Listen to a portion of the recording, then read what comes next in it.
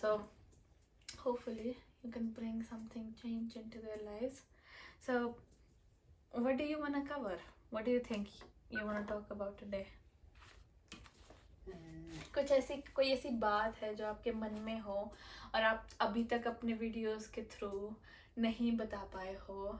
You are shy, you are not confident, whatever. तो like वो अभी आपके पास टाइम है, ये हमारा अपना पर्सनल स्पेस है जो कि हम सबके साथ शेयर कर सकते हैं. yes. मैं थोड़ा सा अपने बचपन का एक्सपीरियंसेस आपके साथ शेयर करना चाहूँगी.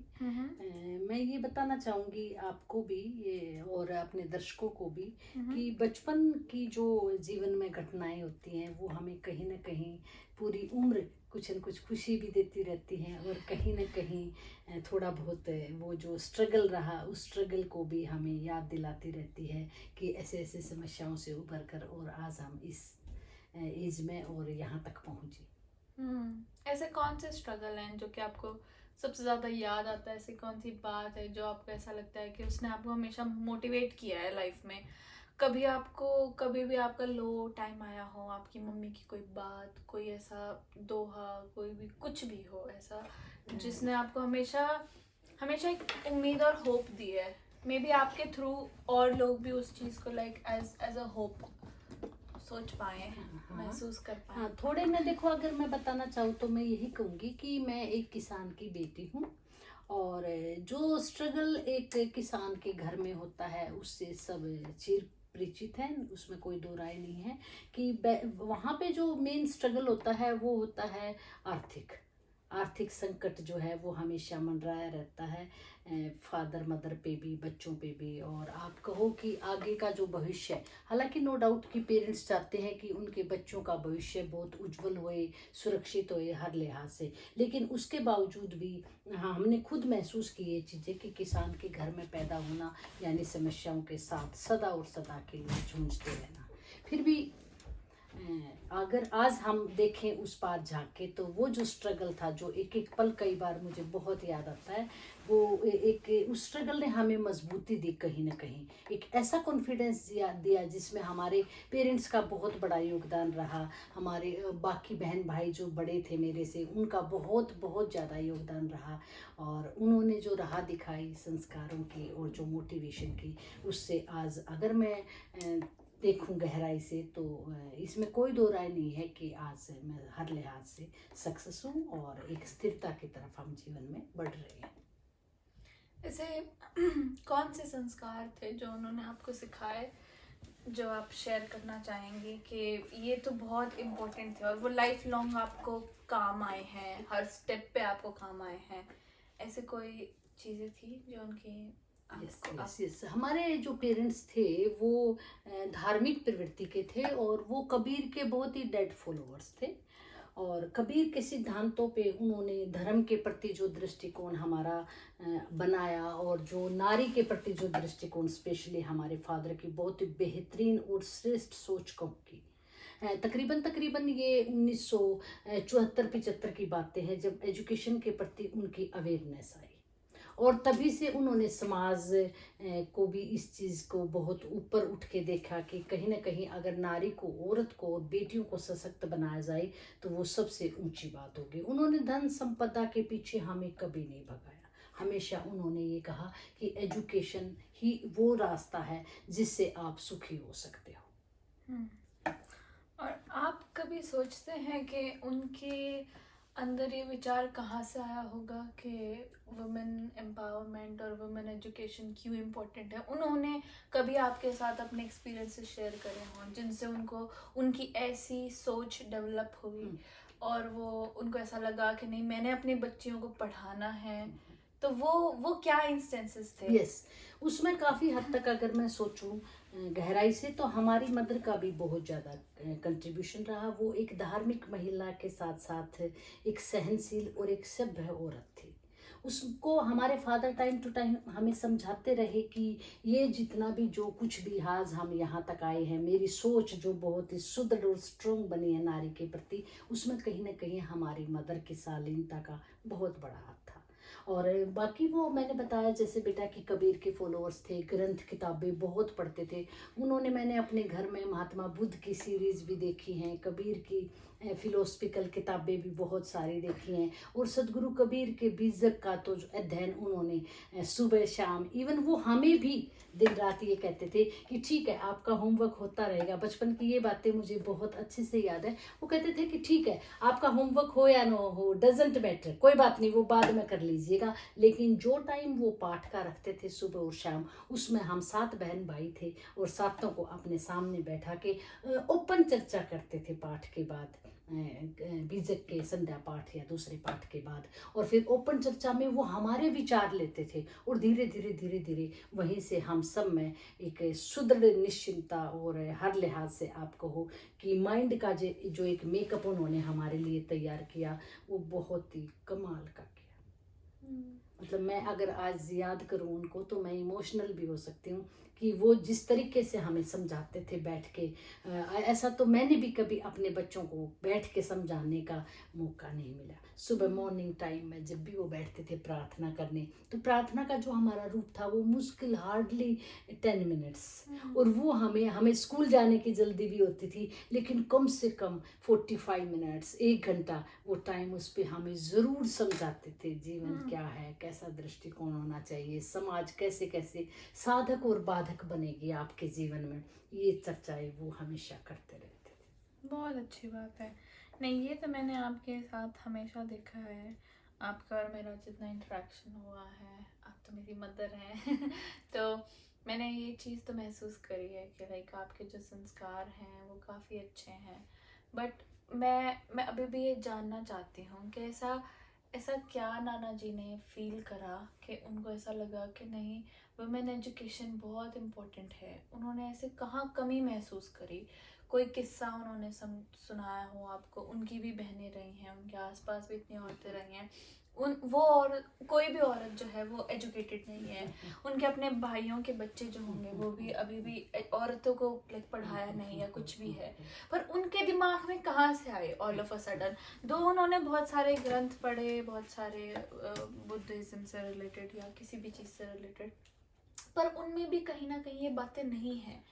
तो उनके दिमाग में कैसे आई ये चीज़ कि औरत ऊपर तभी बढ़ सकती है या इक्वल जब ही आ सकती है जब उसे एजुकेशन दी जाएगी? इसमें उन्होंने ऐसे कभी हमारे साथ कोई बात, जहाँ तक मुझे ध्यान है, ऐसे सच कोई शेयर नहीं हुई कि मैंने इस वजह से एजुकेशन लेडीज़ की को महत्व दिया। बट जो मैं समझती हूँ कि सराउंडिंग से उसमें उनमें वो गॉड गिफ्टेड ही कोई चीज़ थी, जो वो अपनी सराउंडिंग, जो उनका खानदान था, जो उनका परिवेश था, जो उनकी एजुकेशन का एक रूप था, उस सब से वो अपने आप ही निकलते चले गए। जहाँ तक मेरा मानना है, कोई ज़रूरी नहीं होता कि हम अपने परिवार, घर, संस्कार और संस्कृति से सीखें।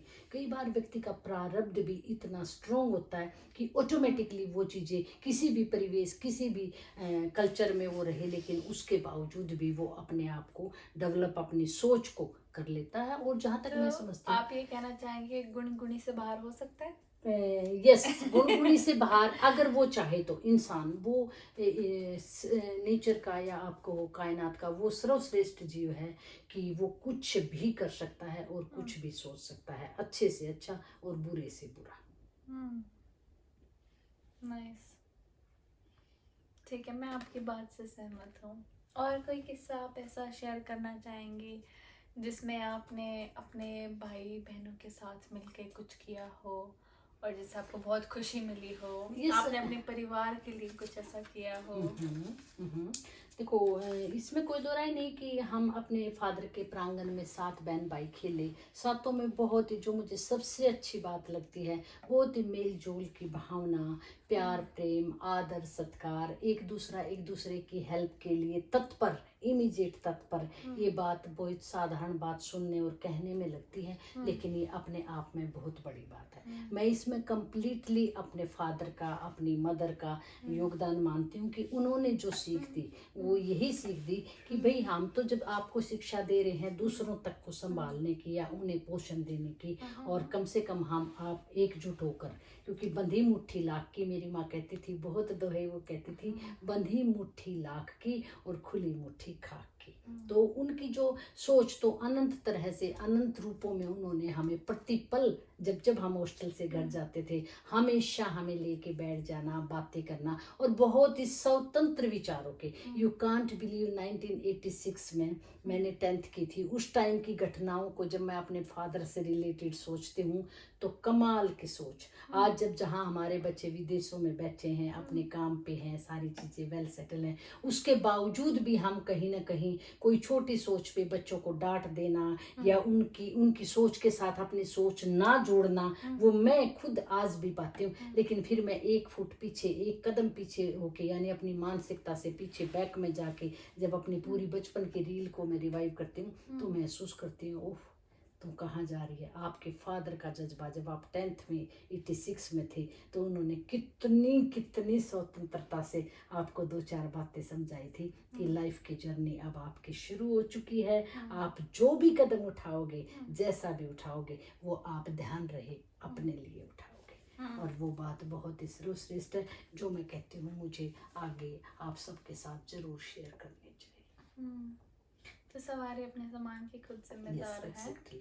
ये तो उनकी उस सोच से निकल के आई, लेकिन इसके पीछे भी उनकी एक बात थी, नो डाउट सवारी अपने सामान के खुद जिम्मेवार है। लेकिन एक बार मैंने क्या कहते हैं ऑडियंस से ये बात रूबरू भी की थी कि बहुत ज़रूरी है हमें बच्चों को साथ साथ पोषण देते रहना, उनकी मानसिकता को संभालते रहना, उनको मोटिवेट करना। पोषण देने का क्या मतलब? पोषण देने का मतलब है कि जैसे मान लो बच्चा कहीं विचलित खड़ा है, कोई ऐसी स्थिति है, कोई उसका लाइफ का कोई भी ऐसा डिसीजन है, तो हम अपने एक्सपीरियंस के बेस पे उनकी हाँ में हाँ करके या उन्हें गलत और सही का डिसीजन लेने की कैपेसिटी या क्षमता या ऑन द स्पॉट समझाने में हम जितना भी उन्हें समझा पाए, बता पाए ऑन द सिचुएशन, तो वो मेरे ख्याल से बहुत ही जरूरी है आज के जो आपकी जनरेशन है वो कहीं ना कहीं अभी भी उस माइंडसेट में है कि इज्जत बेइज्जती बहुत इम्पोर्टेंट चीज़ होती है। हमारी प्राइड चली जाती है कुछ चीज़ों से, हमारी प्राइड बढ़ जाती है कुछ चीज़ों से, तो वो उसको साइड में रखे और सिर्फ अपने बच्चे की सोचें। How is that possible for them